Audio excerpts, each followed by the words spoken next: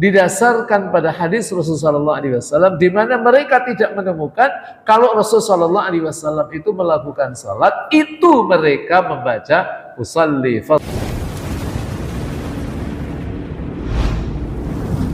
Bismillahirrahmanirrahim. Assalamualaikum warahmatullahi wabarakatuh. Alhamdulillahi rabbil alamin. Alhamdulillahilladzi bi ni'matihi tatimmus shalihat wa bi 'afihi tukfaru dhunubu was sayyi'at wa bi karamihi tuqbalul 'ataya wal hasanat. أشهد أن لا إله إلا الله وحده لا شريك له وأشهد أن محمدا عبده ورسوله لا نبي بعده الذي أدى الأمانة وبلغ الرسالة ونصح الأمة وجاهد في سبيل الله حق جهاده اللهم صل وسلم وبارك على هذا النبي الكريم نبينا محمد المصطفى صلى الله عليه وسلم وعلى آله وأصحابه أجمعين أما بعد سبحانك لا علم لنا إلا ما علمتنا إنك أنت العليم الحكيم رب اشرح لي صدري ويسر لي أمري واحلل عقدة من لساني يفقهوا قولي اللهم علمنا ما ينفعنا وانفعنا ما علمتنا يا رب العالمين. Ma'asyiral hadirin wal hadirat, Bapak Ibu sekalian yang saya hormati dan Allah Ta'ala muliakan. Setelah kita bertahmid dan juga bersalawat kepada Rasulullah SAW, keluarga, para sahabat, dan seluruh pengikut beliau ila yaumil qiyamah, selanjutnya malam hari ini kita melanjutkan sedikit apa yang kita kaji di bulan yang lalu tentang syarat salat yang ada 6. Kita masuk pada poin yang kelima. Nanti setelah itu poin berikutnya, dan baru setelah itu kita masuk pada bahasan tentang masalah tentang rukun sholat. Jamaah sekalian rahimakumullah wa a'azzakumullah ta'ala. Di pertemuan yang lalu jamaah sekalian rahimakumullah, poin-poin yang sudah kita sampaikan tentang syarat sahnya sholat, ada suci dari hadas, suci dari najis, tempat yang suci, masuk waktu sholat, kemudian menghadap kiblat. Wal khamisu istiqbalul qiblati, yang kelima yaitu menghadap kiblat. Ai al-ka'bati, yaitu Ka'bah. Nanti kalau kita bahas agak dalam, ini yang dimaksud dengan menghadap kiblat itu apakah ainul Ka'bah atau yang penting arahnya atau syatral Masjidil Haram. Nah, para ulama-ulama kita sepakat kalau kita melakukan sholat di depan Ka'bah itu kepada ainul Ka'bah, persis ke arah Ka'bah. Tapi kalau kita melakukan sholat dan sholat kita kita lakukan di Alinda dan di tempat-tempat yang lain yang secara geografis jauh dari Ka'bah. Di sini mayoritas ulama cenderung mengatakan tidak kepada ainul Ka'bah, Ka'bah persis, tapi kepada arah. Sekalipun hari ini memang kita terbantu dengan alat namanya kompas. Kalau dulu kan memang untuk lurus persis kan agak susah kan. Tapi masalahnya apakah semua daerah-daerah dan negara di muka bumi ini sudah punya peradaban yang namanya kompas atau belum? Maka disinilah sengaja ketika para ulama itu ada yang mengatakan tidak harus ke arah kiblat, ke ainul Ka'bah, persis ke arah Ka'bah persis, tapi yang penting adalah arahnya. Maka mereka melihat bahwa tidak semua negara, tidak semua daerah itu tersentuh dengan peradaban manusia yang namanya kompas. Saudara-saudara kita yang dulu di daerah, di pulau-pulau terpencil, bayangkan itu mereka kapan menemukan kompas itu. Jadi ini jemaah sekalian, summiyat qiblatan dinamakan dengan kiblah li annal musalliya yuqabiluha wa ka'batan lirtifaiha. Jadi Ka'bah disebut dengan kiblat karena sesungguhnya seseorang yang melakukan salat menghadapnya, yuqabiluha, dan disebut Ka'bah wa ka'batan lirtifaiha karena ketinggiannya. Karena ketinggian Ka'bah, ketinggian dari sisi kedudukannya dia di sisi Allah Rabbul Alamin. Wastiqbaluha bisadri syartan liman qadara alaihi, menghadap kiblat dengan dada, ya, adalah syarat bagi orang yang mampu melaksanakannya. Karena nanti ada situasi-situasi di mana seseorang tidak bisa melakukan sholat itu menghadap ke arah kiblat. Nanti dijelaskan. Nah, satu di antaranya ketika kita berada dalam keadaan safar. Jadi kalau Bapak Ibu sekalian satu saat sedang melakukan safar, itu naik kereta misalnya nggak usah bilang sama masinis, Pak masinis tolong jangan belok-belok dulu, saya lagi sholat itu. Nah itu nggak usah Pak itu. Karena itu nanti repot itu. Kalau nanti bapak-bapak sekalian lagi naik pesawat, nggak usah bilang sama pilot, ini Pak pilot tolong jangan belok-belok dulu, saya lagi sholat Mas. Yang penting kita adalah melakukan sholat, dan karena memang posisi kita adalah dalam keadaan musafir dan di atas kendaraan, kemana kendaraan itu menghadap, kita menghadap, menuju kita menghadapnya. Nah, soal kemudian masalahnya kita bagaimana melakukan sholat di kendaraan itu kan teknis Pak. Misalnya kalau bapak-bapak sekalian naik kereta, itu kalau melakukan dalam keadaan duduk kan cenderung sulit kan?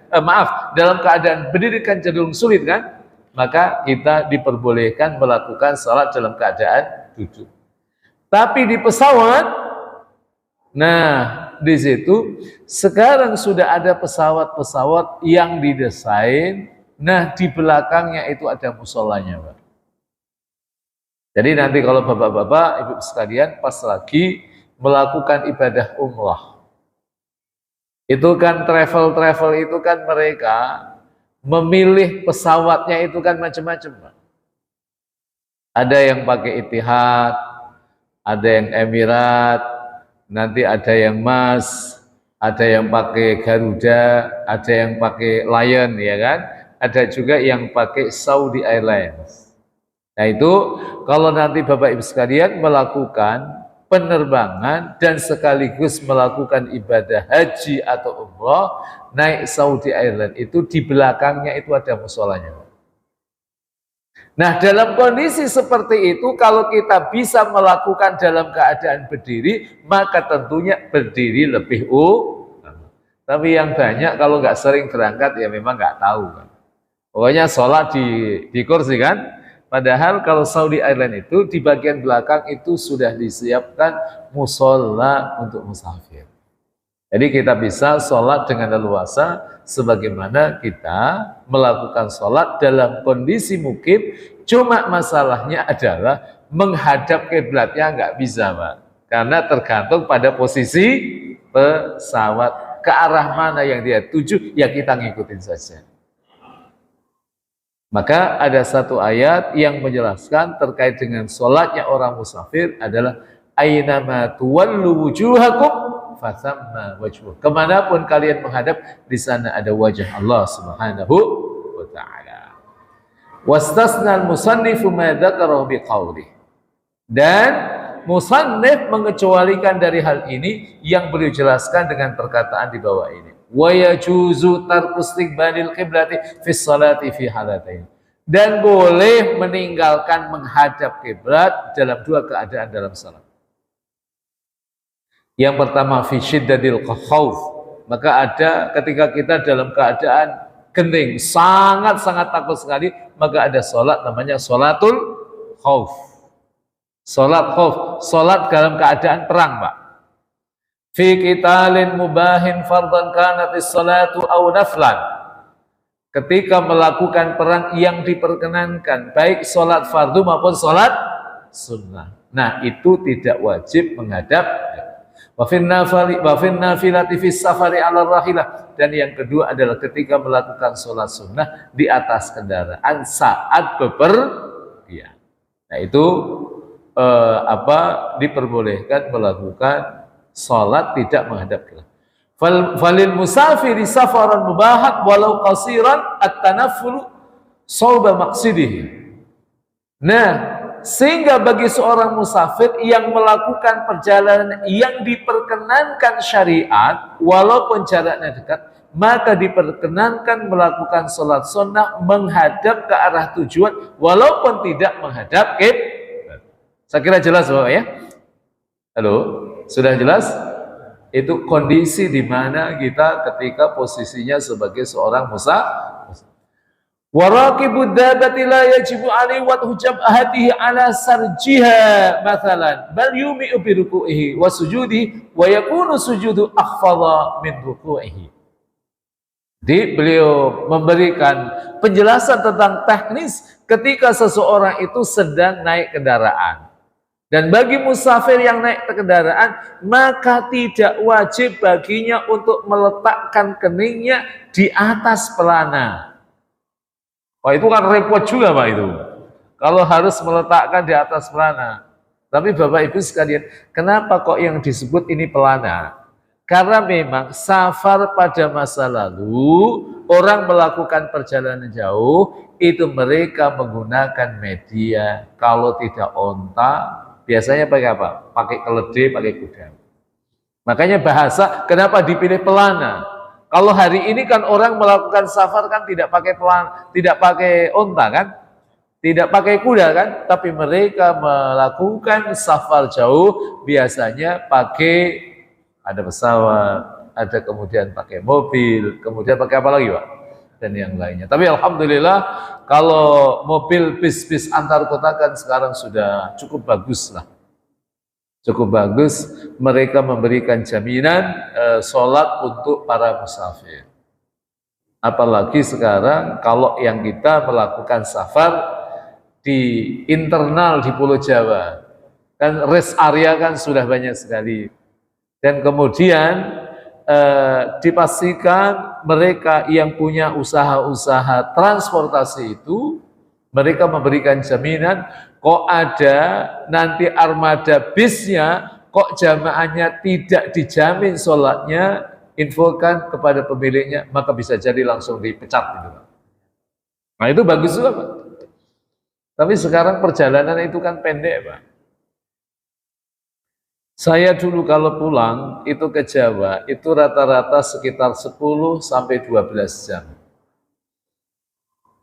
10 sampai 12 jam. Dan dulu rata-rata kalau kita melakukan safar itu sore atau malam.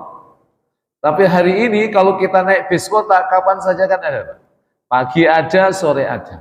Dan itu daya tempuhnya sangat singkat. Jadi kalau bis-bis antar kota di Jakarta itu kita berangkat misalnya dari, kalau kami itu dari Pulau Gebang di Jakarta Timur itu, kita berangkat kalau pagi jam 8. Jam 8 itu nanti irisannya kan dengan sholat duhur dan sholat asar. Maka ini karena kecepatannya, maka biasanya kita itu sampai di rumah makan itu sebelum duhur. Jadi jam setengah 11, jam 11 itu kita sudah sampai di situ. Cuma masalahnya nanti jam setengah 12 sudah jalan, itu kan memang waktu agak tanggung itu. Sebelum duhur kan. Kenapa hitung-hitungannya? Kalau nanti di situ kita jam setengah 12, kita sudah jalan, nanti sholat kita bisa lakukan dengan jamak takhir. Kita bisa lakukan nanti di Kudus, ya kan? Atau di rumah. Ya kan? Maka dalam kondisi di Kudus lah sebelum sampai di rumah. Maka dalam kondisi seperti itu memang ada satu kelapangan yang sangat luar biasa ketika kita dihadapkan pada sebuah kenyataan peradaban manusia itu sudah maju. Jadi Apa? Semisal akan tetapi ia diperkenankan memberi isyarat saat rukuk dan sujudnya. Namun sujudnya harus lebih rendah daripada isyarat untuk rukuknya. Jadi jangan sampai Bapak Ibu sekalian, kita ketika melakukan sholat di atas kendaraan atau kita dalam konteks kita lah. Ini yang seperti ini kan kayaknya nggak kebayang kan? Kebayang atau nggak kebayang? Kayaknya nggak kebayang lah kita. Sholat kita misalnya di atas pesawat atau kita di kereta, nah itu pastikan gerakan ketika kita memberikan isyarat saat rukuk, ya kan, dengan saat sujud itu gerakan sujud itu harus lebih rendah daripada gerakan rukuk. Jangan sampai sama. Kalau sama nanti kan tidak bisa bedakan. Ini dia sedang rukuk atau sedang sujud. Maka dipastikan kalau rukuk begini, kalau sujud ya agak ke bawah sedikit. Dia akhfad. Akhfad itu bentuk superlatif yang artinya rendah, dia lebih rendah dari gerakan ketika seseorang melakukan gerakan rukuk itu. Insya Allah nggak usah dipraktikkan kan Bapak ya? Sudah paham insya Allah? Ya, tapi kan memang kita sholat seperti ini kan jarang-jarang kan gitu.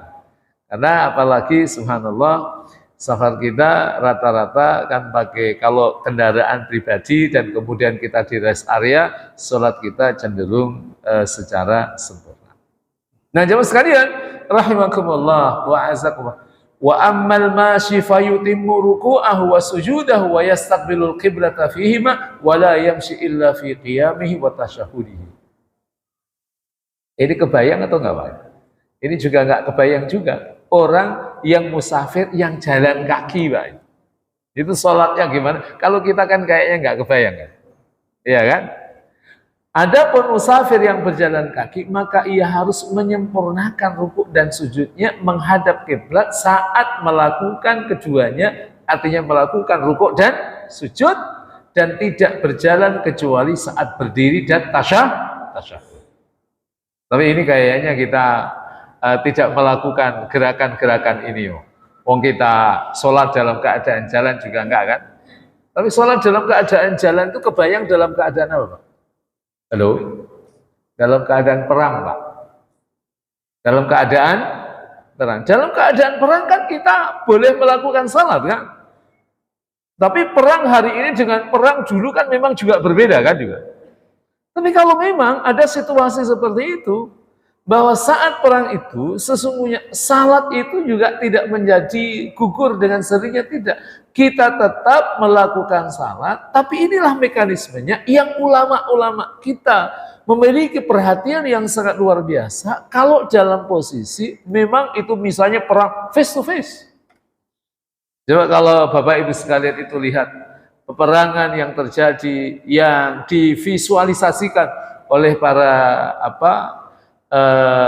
yang mereka punya konsen di film itu kan mereka perang itu kan dari pagi sampai maghrib, dan itu berarti bahwa pertempuran face to face itu bisa jadi masuk waktu duhur, masuk waktu asar. Dan dulu jarang sekali kita temukan pada masa Rasul tidak ada penjelasan mereka pakai tank kan nggak ada, Pak.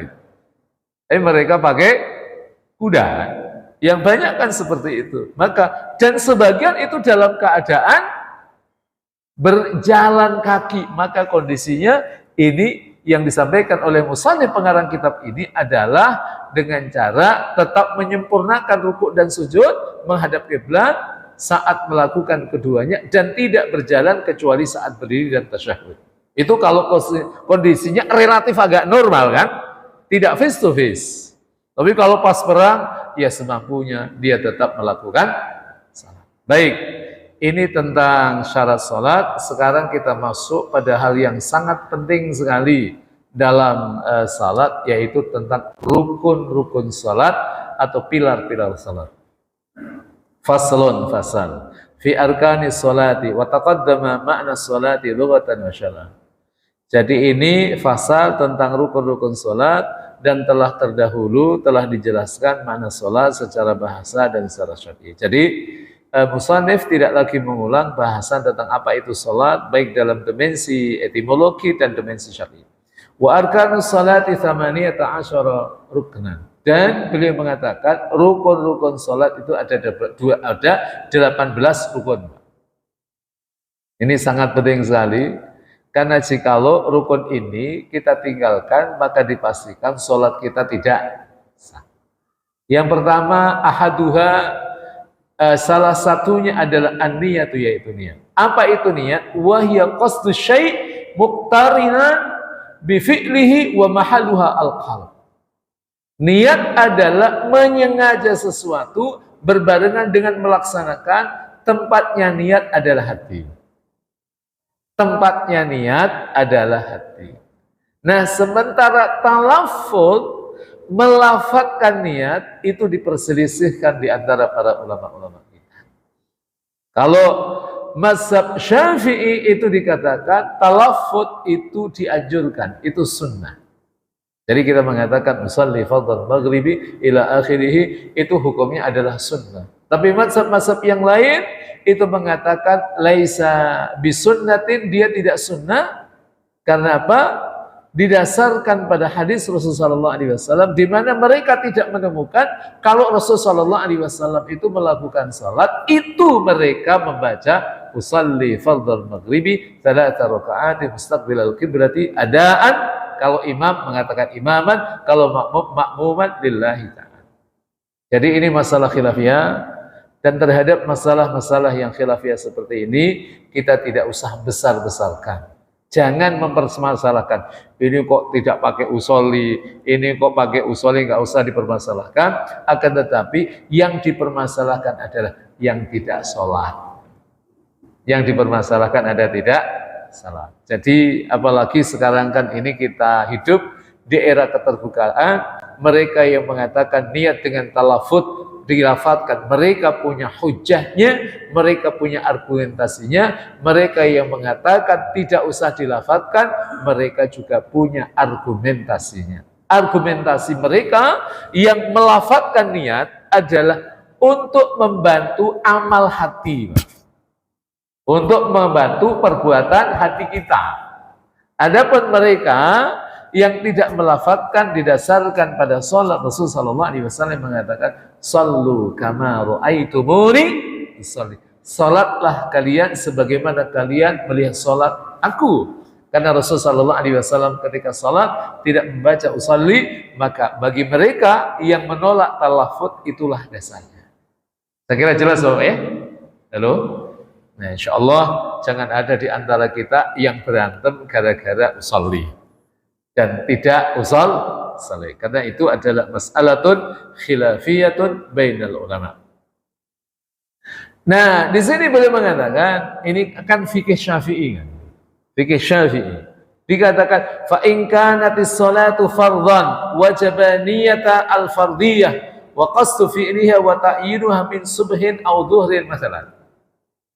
Jadi ketika sholat fardu maka wajib niat fardu. Maka kan kita yang Syafi'i kan mengatakan usalli fardha zuhri kalau zuhur, usalli fardha maghribi kalau maghrib, usalli fardha subhi kalau subuh. Karena apa? Di situ dikatakan fa in kanatis sholatu wajib niat al-fardhiyah. Jadi kalau sholat fardu maka wajib niat fardu. Ya kan?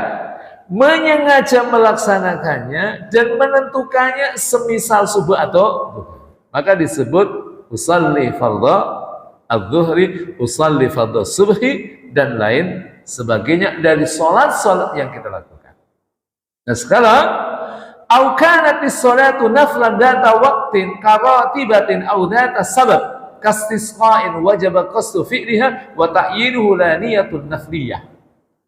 Atau sholat sunnah yang memiliki waktu tertentu seperti sholat rawatib. Seperti sholat rawatib. Rawatib itu nanti dibagi dua, ada yang muakkadah dan ada yang ghairu muakkadah. Ada yang ditekankan, yang Rasul cenderung melakukannya secara konsisten, dan Rasul terkadang meninggalkan, itu yang ghairu muakkadah. Yang muakkadah itu ada 12. Nah kita berupaya semaksimal mungkin yang 12 ini kita lakukan secara konsisten. 12 itu apa? Yaitu 4 rakaat dengan 2 rakaat salam, 2 rakaat salam, yaitu qobliyah duhur. Maka alhamdulillah kita bersyukur seiring dengan kemajuan ilmu kaum muslimin, sekarang masjid-masjid itu biasanya kalau waktu sholat duhur biasanya jedanya antara azan dan iqamah agak panjang.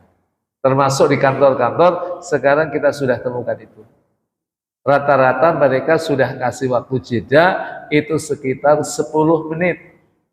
Kenapa 10 menit? Karena ada kesunahan kita melakukan qobliyah duhur itu 4 rakaat. Ditambah lagi terkait dengan kesunahan adanya waktu yang mustajab antara azan dan iqamah, maka di situ kita disunnahkan untuk berdoa kepada Allah. Jadi Bapak Ibu sekalian, ketika usai melakukan sholat rawatib qobliyah zuhur, ya kan, 2 rakaat salam, 2 rakaat salam. Nah itu masih ada waktu jeda. Nah itu adalah waktu yang mustajab. Upayakan kita memanfaatkan waktu itu dengan kita bermunajat kepada Allah Subhanahu wa taala, memohonlah kepada Allah Subhanahu wa taala apa yang kita minta. Jangan jadi orang yang sombong yang enggak mau minta sama Allah. Orang yang enggak minta sama Allah itu sombong.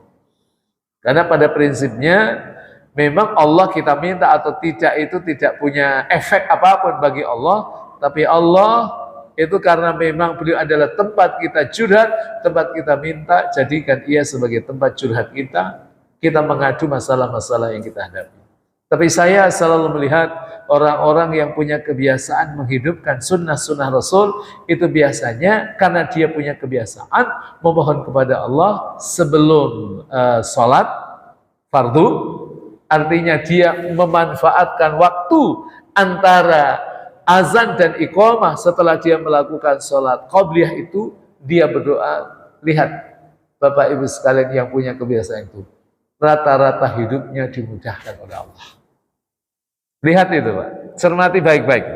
Kok ada di antara kita yang biasanya sebelum sholat fardu kita awali dengan qobliyah dulu, setelah itu kita berdoa, karena itu waktu mustajab. Kalau kita punya masalah dan kita ajukan kepada Allah, insya Allah delay-nya itu nggak terlalu lama. Karena apa? Proses pengabulan dulu akan selalu saya sampaikan, ada yang cash, ada yang delay. Nah delay itu juga macam-macam kan? Ada yang delay-nya agak cepat, tapi ada delay-nya yang lama banget Pak itu. Ya kan? Delay dalam durasi waktu yang pendek, tapi ada delay yang durasi waktu yang panjang. Minta haji gitu kan. Itu kan nanti ada yang delaynya pendek, ada yang delaynya panjang. Yang delaynya pendek, nanti apa yang terjadi? Ternyata Allah memberikan rezeki kepada kita. Min haitsu la yahtasib. Ya Allah, ini hambamu belum bisa haji ya Allah. Ya Allah, gimana agar tahun depan bisa haji? Saya tidak mengatakan tahun ini karena tahun ini sudah selesai hajinya Pak itu kan. Nah itu tahun depan ada yang dikabulkan, langsung berangkat Pak. Karena apa? Alhamdulillah kita ada sebagian yang pensiun, tapi alhamdulillah di antara anak kita yang ada yang sukses. Bilang sama kita, ayah, alhamdulillah anakmu sudah sukses. Tahun ini ayah sama bunda berangkat ya. Loh, kok berangkat gimana? Udah tenang saja. Saya punya tabungan sekitar 900 juta, yang 808 juta udahlah nanti digunakan untuk berangkat haji, biar langsung berangkat pakai haji furoda. Mungkin atau tidak? Mungkin Pak. Haji furoda itu sekarang udah 404 juta. Tahun ini 404 juta. Tapi ada yang lebih murah juga ada juga. Jadi itu kalau kita memohon kepada Allah, gak ada sesuatu yang mustahil Pak. Termasuk menunaikan ibadah haji. Itu Allah punya caranya sendiri. Bagaimana Allah mempercepat pengabulan doa itu, bagaimana Allah Subhanahu wa taala itu kadang-kadang mendelaykan terlalu panjang. Tapi yang rajin doa sama Allah Subhanahu wa taala sebagai bentuk kesadaran dia adalah hamba Allah yang lemah. Hamba Allah yang lemah itu membutuhkan zat yang maha kuat. Yang maha kuat itu adalah Allah. Maka disitulah kita mengadu kepada Allah. Insya Allah doa kita akan dikabul. Dan termasuk doa kita terkait dengan anak-anak kita, terkait dengan pasangan hidup kita, terkait dengan masyarakat kita, curhatkan semua kepada Allah Subhanahu wa taala. Jadi au kanatis salatu naflan dzata waqtin karatibatin au dzata sababin, atau salat yang memiliki sebab. Jadi salat itu ada dua, salat yang dzatus sabab, ada salat yang ghairu dzatis sabab. Salat yang punya sebab itu yang punya nama. Salat istisqa, ada salat rawatib, ada salat tahiyatul masjid. Nah, itu semuanya adalah salat yang dzatus sabab. Nah, nanti terkait dengan salat dzatus sabab itu juga punya kaitan dengan apa? Dengan waktu-waktu yang terlarang. Jadi sekalian, kalau kita melakukan salat habis melakukan salat subuh, itu boleh atau tidak? Halo? Itu tergantung jenis salatnya. Kalau salat dzatus sabab yang dia punya sebab itu boleh, tapi kalau salat yang dzatus sabab maksudnya adalah salat sunnah mutlak itu yang nggak boleh. Jadi misalnya Bapak-Bapak sekalian, ini kan mungkin habis sholat subuh, zikir dan lain sebagainya, kemudian pulang. Setelah itu kembali lagi ke masjid karena mungkin ada kebutuhan tertentu, mungkin pengen ngafalin Quran dan lain sebagainya. Nah, ketika kita masuk ke masjid dan itu kita berada dalam waktu setelah sholat subuh, kita melakukan sholat tahiyatul masjid, boleh atau tidak? Boleh, karena apa? Itu sholatnya adalah dzatus sabab. Atau karena ada jamaah yang tinggal di Alinda ini, dia meninggal. Ya kan? Habis sholat subuh langsung disolati dengan sholat jenazah, boleh atau tidak? Karena apa? Karena jenazah ini harus dihantarkan pulang kampung.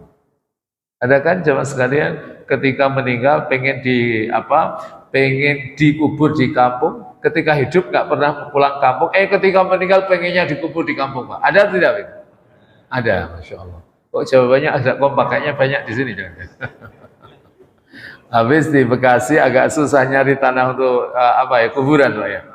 Nah, itu kan biasanya kalau kemudian ingin berangkat pagi-pagi, itu kan jenazahnya sebelum subuh biasanya sudah dibawa ke masjid. Tapi sholatnya adalah setelah sholat subuh. Maka dalam kondisi seperti itu boleh, karena apa? Sholatnya adalah sholat yang dzatus sabab, sholat yang punya sebab. Dan kita biasa kalau Bapak Ibu sekalian berada di Masjidil Haram, berada di Masjid Nabawi, itu nggak usah kaget, habis sholat asar kok ada sholat jenazah. Nah, itu boleh, karena sekali lagi itu status sholat jenazah adalah sholat dzatus sabab, sekalipun itu waktu yang terlarang, tapi karena ada sebab khusus, maka dia menjadi boleh adanya. Kastisqa'in, seperti sholat istisqa, wajib qasdu fi'liha wa ta'yinuhu la niyatun nafliyah. Maka wajib menyengaja melaksanakannya dan menentukannya, tidak wajib niat sunnah. Tidak wajib niat sunnah. Baik. Yang kedua, Pak. Rukun sholat yang kedua adalah wathani al-qiyam ma'al qudrati alaihi. Jadi rukun sholat yang kedua, berdiri jika mampu melaksanakannya. Jadi inilah yang sering saya sampaikan, al-Islamu dinul waqi, agama Islam itu agama yang realistis, Pak. Nggak boleh orang nggak bisa berdiri kok sudah berdiri kan. Maka dikatakan ma'al qudrati alaihi, dengan atau jika mampu melakukannya. Kalau tidak bisa, maka dia diperbolehkan melakukannya dengan cara duduk. Kalau tidak bisa duduk, bisa dengan cara berbaring. Kalau berbaring nggak bisa, ya berarti ya harus disolati, Pak, itu, Pak. Masya Allah, Masya Allah. Nah, cuma memang saya ingin mengatakan ini terkait dengan kondisi ketika orang-orang jelang-jelang kematiannya, Pak. Orang yang jelang dalam kematiannya itu kan kondisinya satu dengan yang lain macam-macam. Ada yang kematiannya itu, Masya Allah, happy ending, husnul khatimah, baik-baik saja. Jadi tiba-tiba di rumah sakit, dan kemudian meninggalnya itu tidak sampai diprologi dengan tidak sadar cukup lama. Ada kan itu? Jadi tidak sadar cukup lama. Tapi ada yang diprologi dengan tidak sadar cukup lama. Ada atau tidak itu? Orang yang sakit sebelum ia menghembuskan nafasnya itu 2 hari, 3 hari, 4 hari nggak sadar. Ada atau tidak, Pak? Maka dalam kondisi seperti itu, maka dia tidak wajib melakukan salat. Karena nggak sadar kan? Nah, kalau dia sadar, maka dia wajib melakukan salat. Nah, jemaah sekalian, rahimakumullah, tapi mudah-mudahan kita tidak sampai mengalami kondisi seperti itu. Tapi biasanya orang-orang yang rajin ngaji itu meninggalnya itu enteng, Pak. Tiba-tiba duduk pengajian, nyandar gitu kan, ngantuk gitu kan, tiba-tiba meninggal gitu kan. Ada atau tidak, Pak, itu? Wadah juga gitu. Tapi kalau meninggal insya Allah husnul. Ini yang nyandar aja, Pak. Nggak usah kemudian habis saya jelasan itu kemudian nggak nyandar. Mau saya ngasih contoh kan gitu. Ngasih contoh, nggak ada masalah itu. Nyadar aja nggak ada masalah. Ngaji itu yang penting nyaman. Oh, orang ngaji itu udah luar biasa. Pokoknya makanya saya kalau ngajar tuh nggak pernah nyindir orang, nggak pernah. Mau ngantuk atau nyandar atau mau selonjoran itu nggak ada masalah, Pak. Pokoknya ngaji itu udah luar biasa, udah jempol, Pak, itu. Zaman kayak gini orang mau ngaji gitu. Adapun kemudian ngajinya setelah itu 1/4 jam, setelah itu ngantuk nggak apa-apa, udah. Nanti setelah itu bangun lagi gitu kan, ngaji lagi, itu udah bagus lah itu kan. Masya Allah. Jadi ini satu karunia Allah yang sangat luar biasa. Tapi saya ingin kembali, Islam itu memang dinun waqi, agama yang realistis. Artinya kalau memang nggak mampu, maka dikatakan fa in ajaza 'anil qiyami qa'ada. Jika tidak mampu berdiri, maka wajib duduk, ya kan? Kaifa sya'a. Posisi yang dia kehendaki, wa qu'uduhu muftarishan afdal, dan duduknya dalam keadaan duduk iftirash itu lebih utama.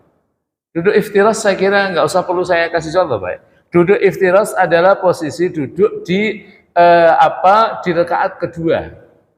Di rakaat kedua. Iftirash itu dari kata faras. Faras itu lemek itu. Jadi tempat untuk duduk itu namanya firas. Jadi duduk di mana posisi bokong atau pantat kita itu. Nah, ini dia kita letakkan di atas telapak kaki kita, itu namanya duduk iftirash. Ada satu duduk lagi ketika kita lakukan di duduk yang terakhir, tahiyat terakhir, itu namanya duduk. Halo, apa namanya, Pak? Tawarruk. Nah, duduk tawarruk. Nah, itu yang disunahkan kalau kita duduk, itu duduknya itu lebih utama duduk dalam posisi duduk iftirash, seperti kita berada dalam rakaat yang Tapi ini ilmu saja, nggak usah dipraktikkan, Bapak ya itu. Kemudian kita sehat semuanya, kita sholat nggak usah duduk ya, karena memang sholat duduk ya memang boleh kalau kita tidak beri, tapi kan memang kita merasakan ada ketidaksempurnaan. Insya Allah biasanya yang rajin ke masjid, insya Allah sehat-sehat semuanya. Amin. Baik. Wathalithu. Ini menarik juga, Pak. Wathalithu takbiratul ihrami fayata'ayyanu 'alal qadiri an nutqu biha bi ayyakula Allahu akbar. Jadi yang dimaksud dengan takbiratul ihram itu adalah lafaz Allahu akbar. Nah, setelahnya itu adalah bacaan yang statusnya adalah sunnah. Mau kabiron atau Allahumma ba'id itu hukumnya adalah sunnah, tapi yang wajib adalah kita melakukan apa yang disebut dengan takbiratul ihram. Fa yata'ayyanu 'alal qadir an naktubiha bi ayyakula Allahu akbar. Jadi kita mengatakan Allahu akbar, tapi karena apa ini dalam mazhab, dalam kajian fikih dikatakan? Karena ada sebagian saudara-saudara kita itu yang melakukan sholat itu tidak mengatakan Allahu Akbar, tapi ia menggunakan lafaz yang bersinonim dengan kata akbar. Waktu itu pasti di kampus kami ada tamu dari Uzbekistan, Pak. Orang-orang yang tantan itu kan, Uzbekistan, Tajikistan dan lain sebagainya. Itu kalau mereka melakukan sholat itu ternyata tidak semua mereka menggunakan Allahu Akbar.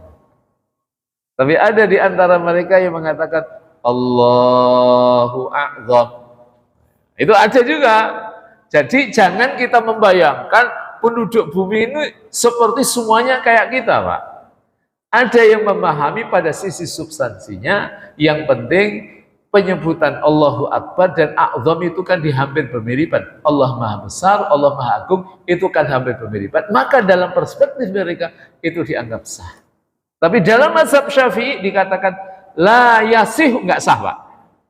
Makanya biasanya kalau kita punya ilmu kan kadang-kadang pengennya yang praktekin, Pak. Nah itu enggak.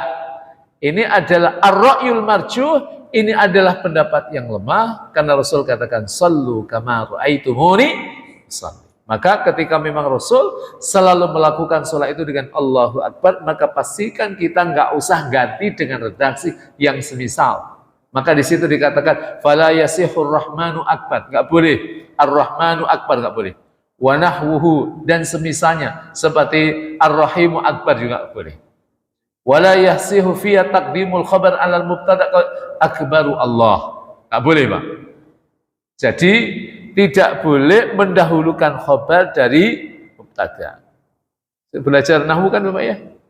Nah, jadi Allahu itu mubtada, akbaru itu khabarnya, nggak boleh dibalik akbaru Allah, nggak boleh. Ada satu fakta, ternyata tidak semua orang itu bisa melafadzkan Allahu Akbar. Jadi jangan kita membayangkan orang itu normal seperti kita. Kita orang Indonesia ini diberi kemudahan oleh Allah itu membaca redaksi apapun. Iya kan? Kita mau melafadzkan bahasa Arab juga kayaknya enteng, bahasa Inggris juga relatif agak enteng, sekalipun memang butuh pembelajaran dan adaptasi, apalagi bahasa Inggris itu kan. Bahasa Inggris itu kan banyak yang mengecoh, Pak. Iya kan? Saya suka tanya ini, kok bahasa Inggris kok bacaannya sering kali mengecoh. One di kata one itu gimana caranya? Halo? Ada yang bisa menjelaskan, Pak? One itu kan tulisannya one kan? Iya kan? Itu gimana ceritanya itu? Ada yang bisa menjelaskan? Atau simak itu kalau dalam bahasa itu simak. Ya memang dari sononya gitu ya dibaca. Iya kan? Tapi bahasa Arab ada beberapa bacaan khusus. Seperti imala. Ada majroha dibaca majriha. Nanti ada bacaan ismam yang dia membutuhkan bacaan khusus. La ta'manna. Jadi mulutnya dimonyongin dalam surah Yusuf itu kan. Nah itu enggak banyak. Tapi ada juga memang faktanya orang yang memang dia mengatakan Allahu Akbar. Lidah-lidah negara tertentu itu mengatakan bahasa asing itu juga susah.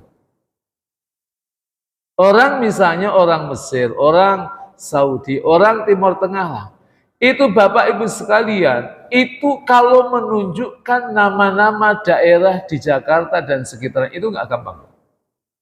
Misalnya kalau mereka yang tinggal di Jakarta, itu mereka naik angkot dan mau turun di Celilitan, itu susah, Pak.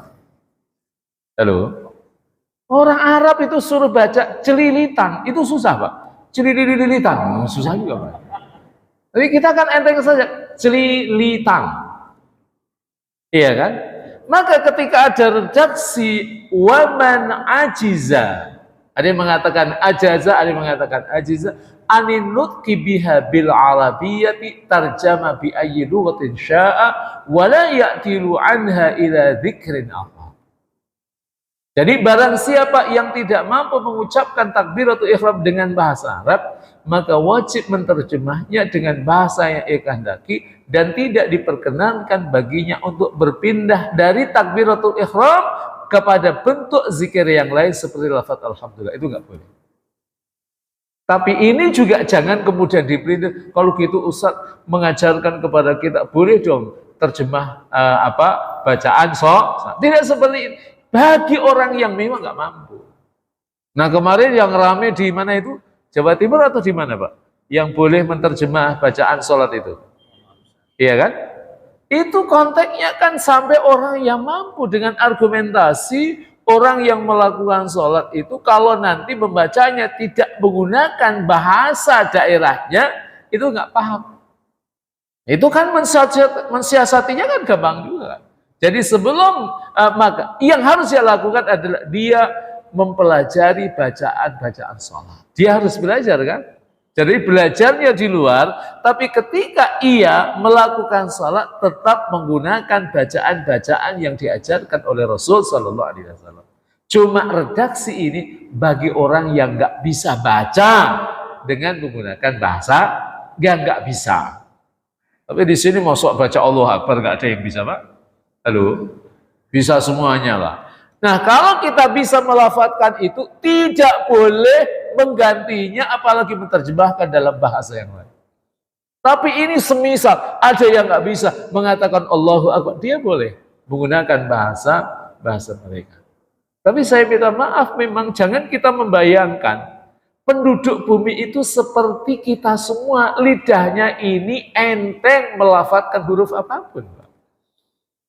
Tadi sudah saya sebutkan, orang-orang Timur Tengah melafadzkan bahasa-bahasa kita itu juga susah. Iya kan? Sebagaimana kita melafadzkan bahasa Mandarin, nah itu bisa atau susah Pak? Susah juga. Orang Mandarin, iya orang Cina melafadzkan bahasa Arab juga belum tentu mereka bisa.